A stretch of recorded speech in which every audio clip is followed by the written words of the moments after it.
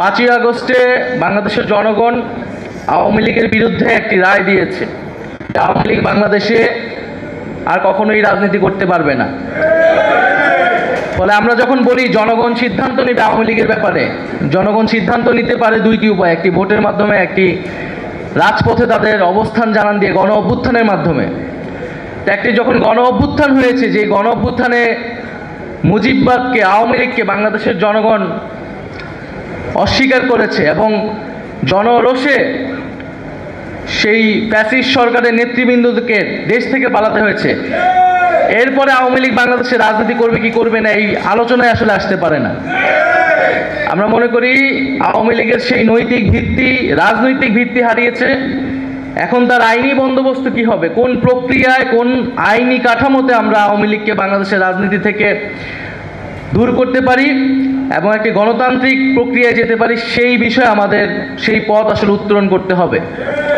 তো সেই জায়গায় আওয়ামী লীগের নিবন্ধন বাতিলটা এই সময়, অতি দ্রুত সময়ে আসলে করা উচিত। বিচার চলাকালীন সময়ে সাংগঠনিক রাজনৈতিক কার্যক্রম নিষিদ্ধ ঘোষণা করতে হবে। ওয়ালটন আবারও মিলিনিয়ার অফারে ওয়ালটন ফ্রিজ কিনে আপনিও হয়ে যেতে পারেন মিলিয়নিয়ার। মিলিনিয়ার ছড়াছড়ি দেশ জুড়ে, এটা শুধু ওয়ালটনই পারে। এবং বিচারের মধ্য দিয়ে আওয়ামী লীগের একটা চূড়ান্ত ফয়সালা হয়তো আমরা পাবো। দ্বিতীয়ত, সংস্কারের কথা সকল রাজনৈতিক দলগুলোই বলছে। আমরা বলছি যে একটা মৌলিক সংস্কারের জায়গায় আমাদের ঐক্যমত হতে হবে, যেই সংস্কারের মাধ্যমে শাসন ব্যবস্থা এবং ক্ষমতা কাঠামোর পরিবর্তন হতে পারে। সেই মৌলিক সংস্কার যদি না হয়, তাহলে বাংলাদেশের আসলে যেই আকাঙ্ক্ষার জায়গা থেকে এই পরিবর্তন, সেই আকাঙ্ক্ষা আসলে বাস্তবায়িত হবে না। তৃতীয়, নির্বাচন খুবই গুরুত্বপূর্ণ এবং নির্বাচন মানে হচ্ছে ক্ষমতা হস্তান্তরের প্রক্রিয়া, এবং এই প্রক্রিয়া নিয়েই বাংলাদেশের সবসময় যে রাজনৈতিক দ্বন্দ্ব তৈরি হয়েছে।